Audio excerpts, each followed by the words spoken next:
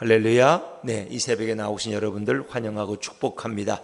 오늘도 주님의 기쁨이 되시고 주님의 사랑의 대상이 되신 여러분들, 오늘도 말씀을 통해서 여러분에게 새 힘을 부어줄 줄로 믿습니다. 우리 앞뒤 분들하고 한번 이렇게 인사하시죠. 오늘도 예수 이름으로 승리합시다. 오늘도 예수 이름으로 승리합시다. 네, 감사합니다. 자, 어제 읽었던 이 호마노에 대한 부분을 다시 읽었습니다. 앞부분은 제사장들이 입을 의복의 종류에 대해서 쭉 설명을 했고, 대개 그 의복들은 5가지 실로 짠다 그랬는데, 그 5가지 색깔이 있는 가는 실들은 다 예수님의 캐릭터, 예수님이 이 땅에 오셔서 가졌던 인품이나 성품이나 그의 어떤 사역의 한 특징들을 설명한다, 그렇게 말씀을 드렸습니다. 그리고 자, 오늘은 이제 호마노와 이 판결융패라는 것을 같이 설명하려고 제가 읽었습니다. 이 호마노와 판결융패의 특징이 있습니다. 12지파의 이름이 기록됐다는 거예요. 12지파에. 그래서 호마노 2개의 12지파의 이름을 기록을 해서 제사장의 왼쪽 어깨에 붙이고 오른쪽 어깨에 붙이는 거예요. 의미가 있죠? 12지파라는 건 이스라엘의 12아들, 다시 말하면 야곱의 12아들이 이스라엘 12지파 아닙니까? 그들이 그 지파의 대표적인 성격 이름들이죠. 그들의 이름을 한쪽에 6개, 한쪽에 6개에서 그것을 어깨에 맨날. 또 그것만 아니에요. 판결융패는 주로 제사장의 에봇조끼 앞에 가슴 위에 붙이는데, 거기에도 12지파의 이름을 새겨놨다는 거예요. 그리고 12개의 보석을 거기에 각 지파별로 이렇게 만들어놔서 좌에서 우로 3줄, 위에서 아래로 4줄. 그럼 모두 몇 개예요? 12개. 12개의 이름을.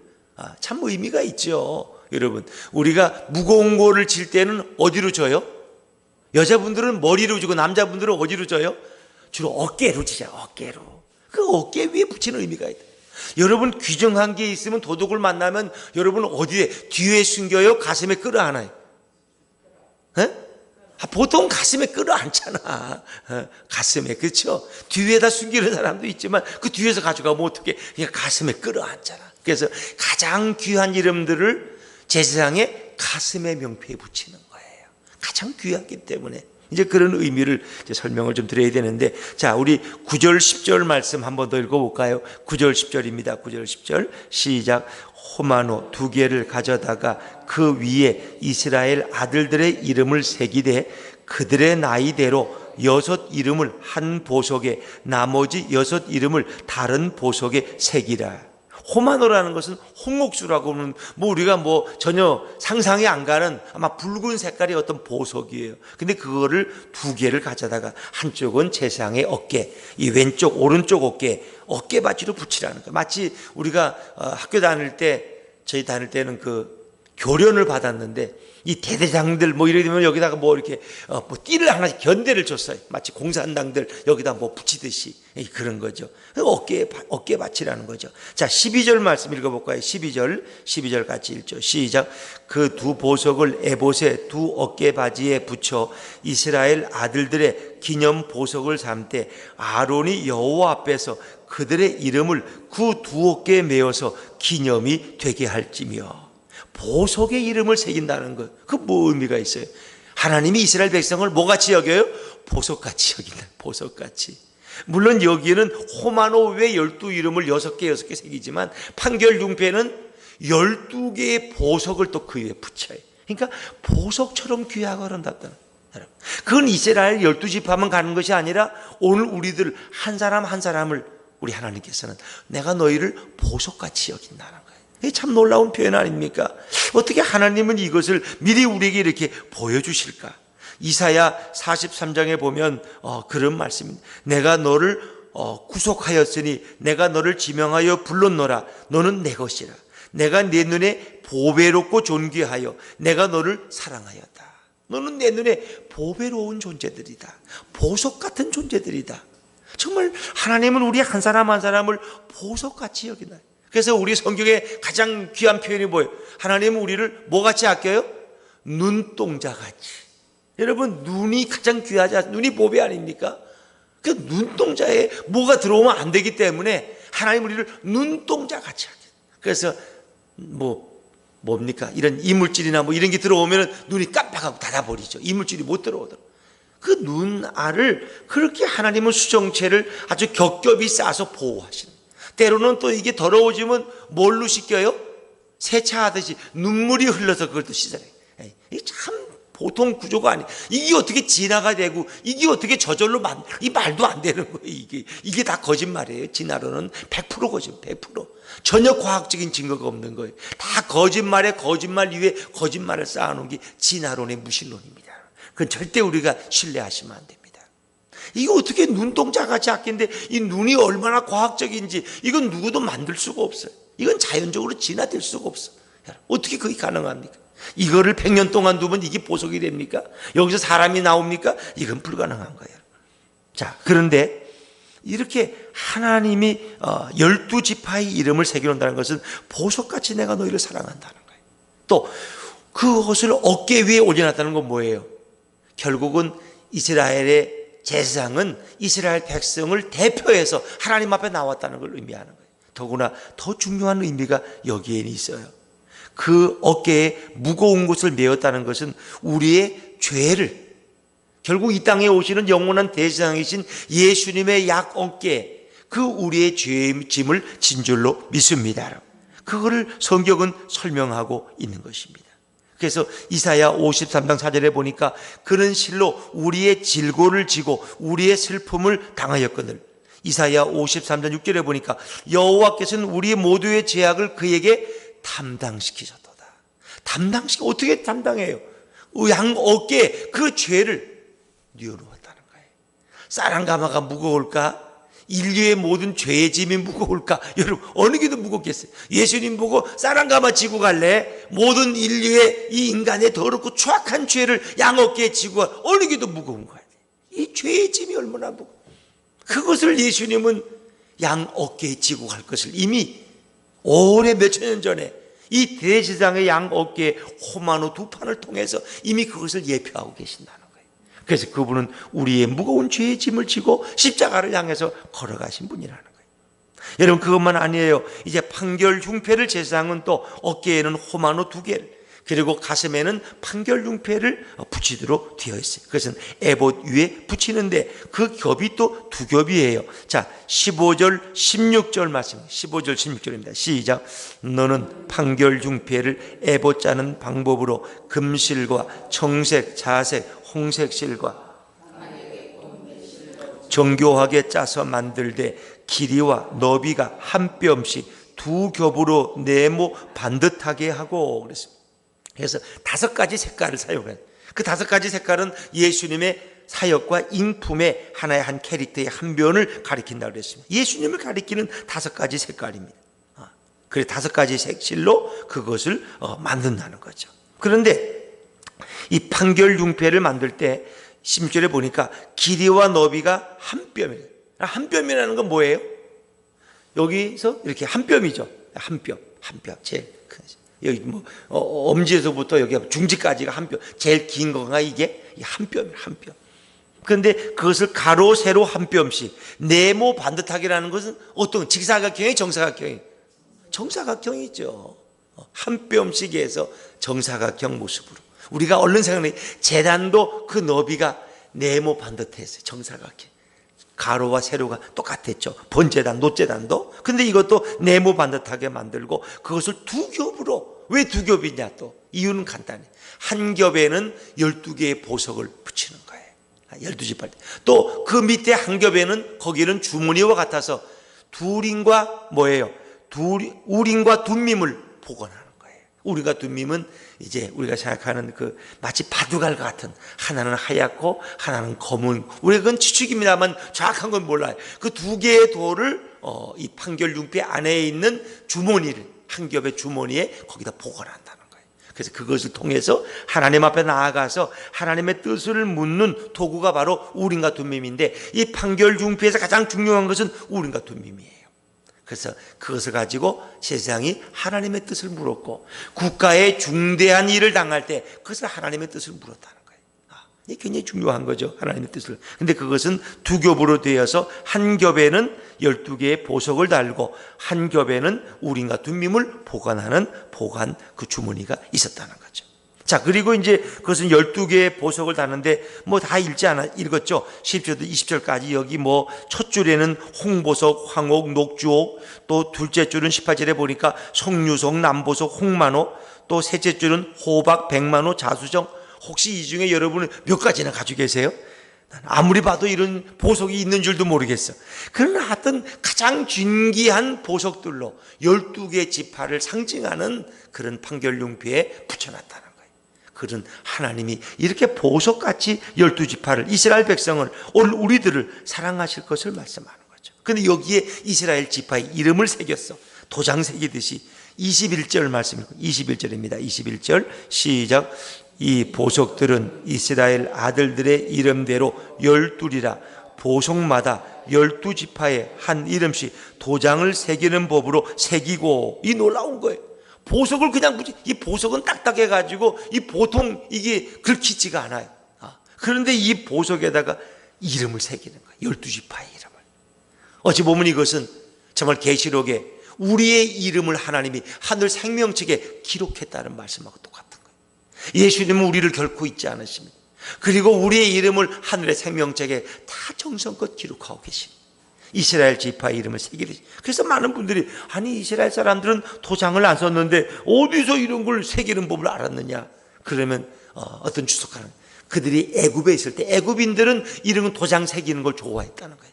400년 동안 거주하면서 그들이 도장 새기는 법을 배워가지고 나왔는데 결국 그것을 가지고 12보석에다가 지파의 이름을 새겼다는 거예요.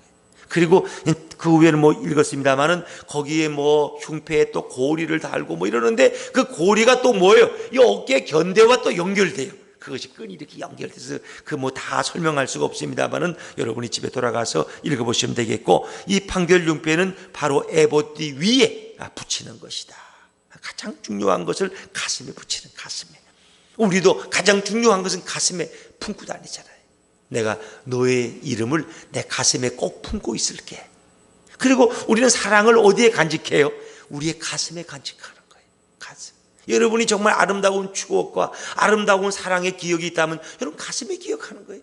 물론 그것은 가슴이지만 사실은 그것은 우리의 뇌가 기억하는 거예요. 그러나 우리는 중요한 것은 가슴에 새겨. 가슴에.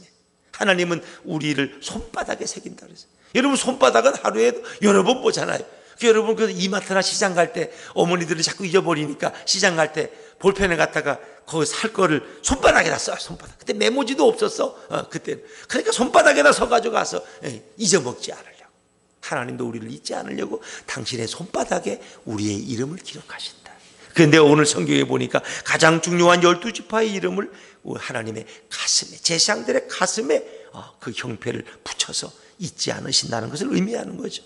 자, 근데 그 우림과 둠밈이 이제 어떻게 쓰이느냐 하는 것이 중요합니다. 우리 30절 말씀을 한 번 더 읽어볼까요? 30절입니다. 30절 시작. 너는 우림과 둠밈을 판결 흉패 안에 넣어 아론이 여호와 앞에 들어갈 때에 이스라엘 자손의 흉패를 항상 그의 가슴에 붙일지니라. 어찌 보면 이것은 대제사장의 의미죠. 아론이 대제사장이죠. 그의 가슴팍에 의복 위에 이것을 붙이라는 거예요. 여러분 우림이라는 뜻은 빛, 나는 생명의 빛이다. 빛. 둠밈은 완전하다, 완전한 이런 뜻을 가지고 있어요. 다시 말하면 우림과 둠밈은 하나님의 뜻을 뽑는, 다시 말하면 이제 우리가 구약에서도 어떤 중요한 일을 제비 뽑는, 신약에서도 12제자 중에 한 사람 이제 누가 가룟유다 대신 누구를 뽑을 때 제비 뽑았던 얘기가 나와있지. 기도하고 제비 뽑았어요. 어쩌면 우림과 둠밈은 제비 뽑기라고 여러분 생각하시면 돼. 그렇다고 또 로또 복권처럼 생각하시면 안 되고, 그런데 하나님의 뜻을 붙는 하나의 방법이었어요. 그런데 이 둠밈은 완전하다는 거예요. 그러니까 완전한 하나님의 뜻을 하나님이 비춰주신다는 거예요. 빛으로 비춰주시는 거예요. 그게 우리가 둠밈이. 우리는 하나님의 뜻이 뭔지 잘 몰라요. 내가 부영 아파트 사는 게 하나님 뜻인가? 아니면 내가 오산으로 이사 가는 게 하나님 뜻인가? 우리 송지자님 얘기하는 건 아니에요. 근데 하나님의 뜻이 어디 있는가를 우리가 알아야 돼. 근데 그 완전한 뜻을 하나님이 비춰주셔. 빛으로. 컴컴한 밤에도 빛을 비추면은 어떻게 해요? 그게 밝게 드러나잖아요. 그래서 우린과 둠밈은 완전한 뜻을 하나님이 비춰주신다, 이런 의미를 가지고 있는 거예요. 우리 여기 이경 형제가 이제 새벽기도 두 번째 나온 거 우리가 다 기억하고 있어요. 그 내가 지난주 신방 가서 첫 번째 나오고 왜 두 번째 안 나오니까 오늘 두 번째 또 나온 거예요 이제. 그런데 우리 이경 형제는 참말 여기 이사 올 이유가 없어. 이 부영에, 여기 부영 아파트에. 근데 예수품 교회를 나오면서 본인이 아무래도 교회 가까이 있어야 되겠다. 그래서 이 부영 아파트 이사 왔어. 사단지에. 참 놀랍죠. 근데 또 이사 가는 분도 있고, 또 이사 가는 것도 그쪽에 가서 또 할 일이 있고, 또 거기서 또 하나님이 전도 많이 하라고 또 뭔가 이유가 있는 것 같아. 또 멀리서 와봐야 또 교회 가까이 사는 게 얼마나 귀한 줄 알지.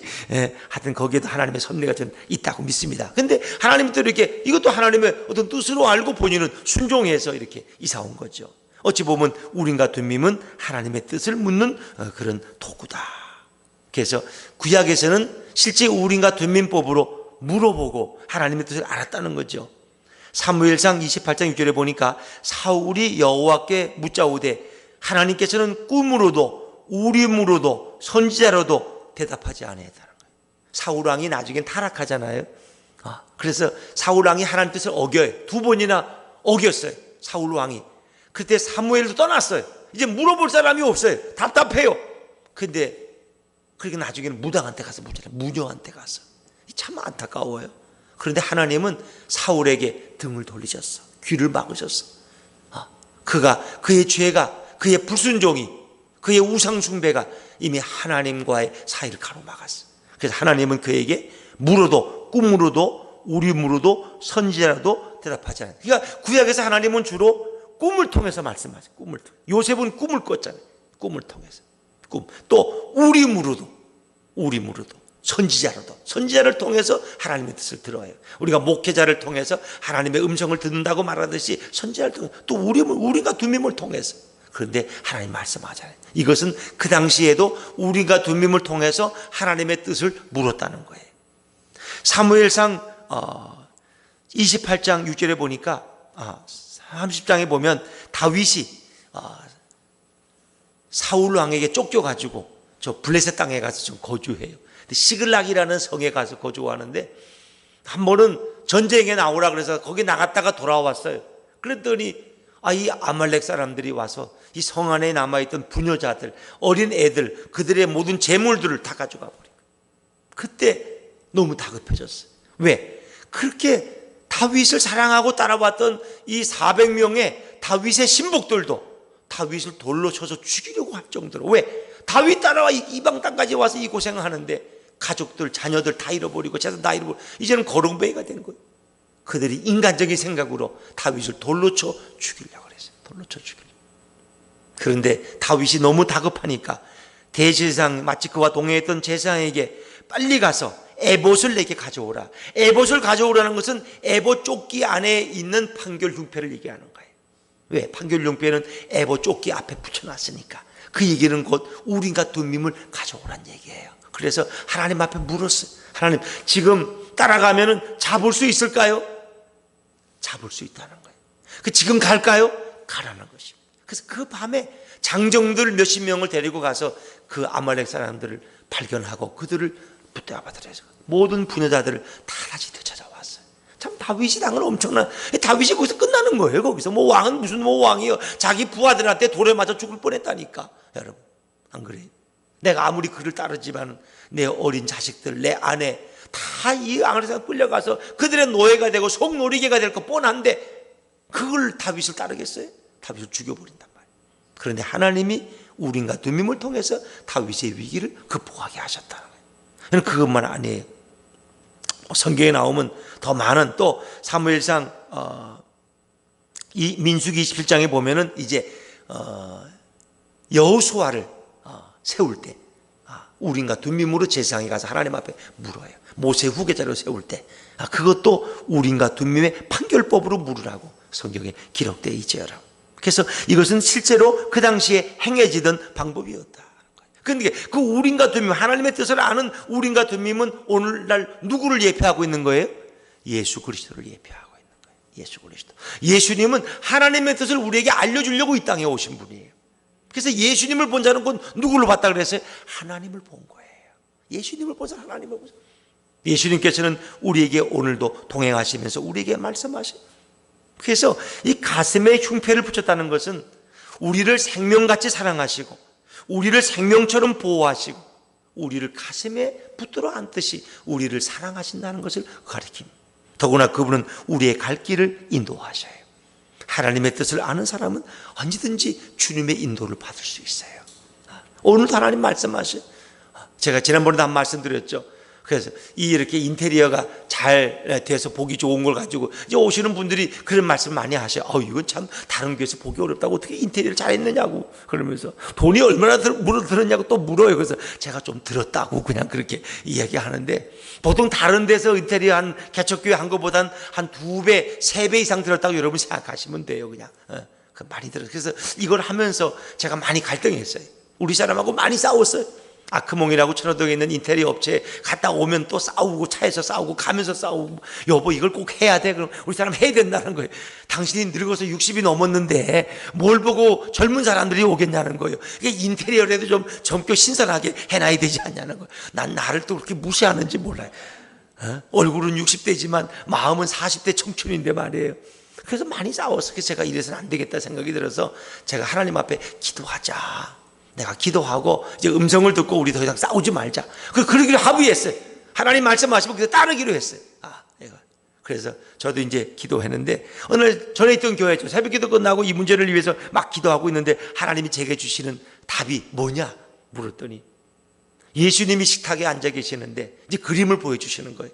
그 어떤 죄 많았던 여인이 그 뭡니까? 향유 옥합을 가지고 와서 예수님들이 와서 그걸 깨트려 예수님의 머리에 붓는 그 장면을 제게 보여주시는 거예요. 아니 갑자기 이 장면을 왜 보여주시지? 생각해보니까 그게 거기 답이 있는 거예요. 예수님이 십자가를 앞에 놓고 마음이 우울해하실 때 이 죄 많은 여인이 와서 한 여인이 와서 물론 이름이 마리아라도 뭐 여러 군데 나옵니다만 하여튼 그 옥합을 깨뜨려서 예수님 머리에 부었어요. 그랬더니 가룟 유다와 제 아들이 흥분해가지고 아니 이 귀한 걸 가난한 자를 구제하지 이거를 갖다가 저기다 부어서 낭비해 이 미친 여인이라고 말이 난리를 치죠. 예수님이 뭐라 했어요? 그녀를 가만두어라. 그녀는 내게 좋은 일을 했다. 복음이 증거되는 곳에 이 여인이 행한 일은 영원히 기념될 것이다. 할렐루야. 근데 그걸 봤어요. 제 생각이 아니 예배당 인테리어를 뭐 비싸게 예배당은 검소해야 돼. 좀 검소하고 싼 걸로 이렇게 해야 돼. 싼 걸로. 그래서 교인들이 부담이 없어야 되고 그리고 또 개척교회가 가난해야지 누가 와서 헌금하고 싶은 마음이 들지 이렇게 훌륭하게 해놓으면 야 이 교회는 부장가 보다 야 헌금할 필요도 없다 이 생각할 거 아니냐. 근데 주님의 생각은 다르다는 거예요. 주님의 생각은 주님의 생각. 왜? 제사장이 입었던 옷이 아름답고 화려하게 하라고 말. 여기 오죽 했으면 이 벌뚝의 보석이 도대체 값으로 계산할 수 있겠어요, 여러분? 그러면 하나님이 검소하게 해야지 왜 이렇게 화려하게 하지? 하나님은 영광을 받으시. 그러니까 이런 보석이 인간에 볼 수 있는 하나님의 영광의 빛으로 인간에게 쓰여질 수 있기 때문에 그것을 가지고 사용하라. 이건 하나님이 다 명령하시고. 그래서 제가 하나님의 뜻이 있구나. 이거는 다른 인테리어보다는 더 돈이 들더라도 하나님이 이렇게 하고자 하는 뜻이 있구나. 한 영혼은 천하보다 귀하는데 안 그랬습니까? 우리는 많은 그렇게 한 영혼을 구할 수 있다면 1억도 아깝지가 않대. 10억이 아까워 한 영혼이 천국 갈 수 있는데 그게 문제야? 근데 교회에서 내가 돈만 따져. 뭐 하면 목사님 100만 원씩이나 쓰고 무슨 초청잔치에 1000만 원을 쓰고 미쳤어요. 미쳤어. 여러분 영혼을 구할 수만 있다면 1억이 뭐 아까워요? 10억이 아까워요? 100억이 아까워요? 아깝지 않아요. 인간의 생명은요 돈으로 계산할 수 없어요. 여러분 인간이 하룻밤에 술 먹어 치우는 돈이 얼마나 몇천억가 들어가는데 이거하고 비교됩니까? 영혼을 구원할 수 있다면 그건 문제가 안 돼요. 그래서 제가 그냥 눈 딱 감고 나중에 빚을 지더라도 그냥 그래 하자. 그래서 한 게 이 결과야, 이 결과. 근데 저는 그것이 하나님의 뜻이었다고 믿기 때문에 지금은 이것 때문에 싸울 필요가 없어요. 왜? 그 주님의 뜻이었으니까. 여러분, 주님의 뜻이었으니까. 오늘도 주님은 말씀하고 계십니다. 우리가 회개하고 성령의 도움을 구하고 주님께 물을 때 주님은 말씀으로 또 설교를 통해서 또 자연 환경을 통해서 때로는 우리에게 응답하십니다. 누군가를 통해서도 말씀하셔요. 오늘도 주님은 판결융패를 통해서 우리 갈 길을 인도하시고 우리를 너무너무 사랑하시고 우리에게 주님의 뜻으로 인도하신다는 것을 우리에게 보여주고 계십니다. 그 우리와 동행하시는 주님의 인도 따라서 오늘도 힘차게 걸어가는 복된 하루 되시기를 주의 이름으로 축원합니다. 기도하겠습니다.